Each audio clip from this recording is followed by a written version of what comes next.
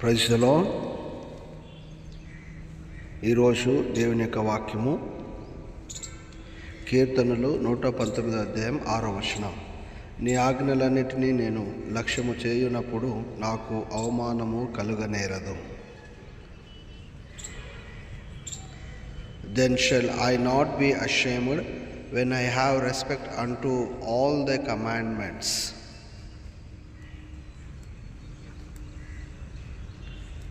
ಹೀಗೆ ನಿನ್ನ ಆಜ್ಞೆಗಳನ್ನೆಲ್ಲ ಲಕ್ಷಿಸುವವನಾದರೆ ఆశా భంగపడెను. ప్రియ దేవుని సంగమ, దేవుని యొక్క ఆజ్ఞలు మనం ఎప్పుడైతే గైకొంటామో అప్పుడు దేవుడు మనల్ని అవమానపరచడు. దేవుని యొక్క వాక్యాన్ని మనము చదివి దాన్ని అనుసరించి నడిచినప్పుడు దేవుడు మనల్ని ఆశీర్వదిస్తాడు.